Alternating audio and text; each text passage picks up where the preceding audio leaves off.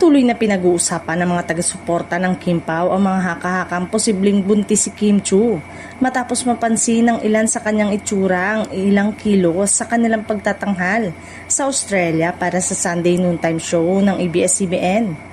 Mula nang lumabas ang naturang usap-usapan, mas naging mapanuri ang mga tagahanga at halos bawat video at larawan ng aktres ay sinusuri nila. Bahagyang nabawasan naman ang pagdududa ng ilang fans matapos mapanood ang masiglang dance performances ni Kim Chiu sa show. Umataw siya sa choreography at sa isang bahagi ng production number ay tumayo pa sa likod ng mga nakaluhod na dancers. Para sa ilan, kung totoong buntis ang aktres ay malabong isugal nito ang kanyang kaligtasan at hindi rin umano ito papayagan ni Paolo Avellino kung may dinadala siyang bata.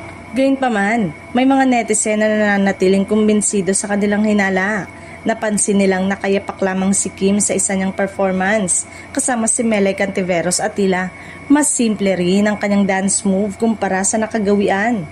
May ilan ding nagsabing tila mas lumaki ang kanyang mga hita at bahagyang kapansin-pansin ang kanyang tiyan sa ilang video. Kabilang ang duet nila ni Paolo at finale kung saan nakasuot siya ng silver miniskirt. Dahil dito, nagkahalo-halo ang opinyon ng Kim Paulandia. May mga nagsasabing normal lamang pagbabago sa katawan ni Kim at posibleng epekto lamang ito ng pagkain, pahinga o kawalan ng regular na ehersisyo.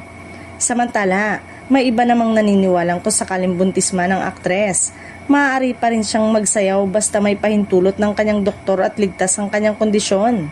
Sa ngayon ay wala pang anumang pahayag sina Kim Chiu at Paolo Avellino hinggil sa mga espekulasyong ito. Dahil dito, nananatiling haka-haka lamang lahat ng obserbasyon ng mga tagahanga at wala pang opisyal na kumpirmasyon tungkol sa tunay na kalagayan ng aktres.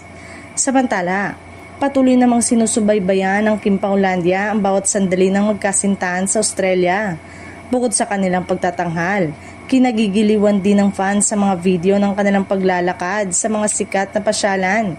Marami rin ang umaasang muling mamamataan ng dalawa sa isang dinner, lunch o coffee date dahil ito ang isa sa mga bonding moments na hindi nila umano pinalalampas tuwing magkasama sila sa ibang bansa.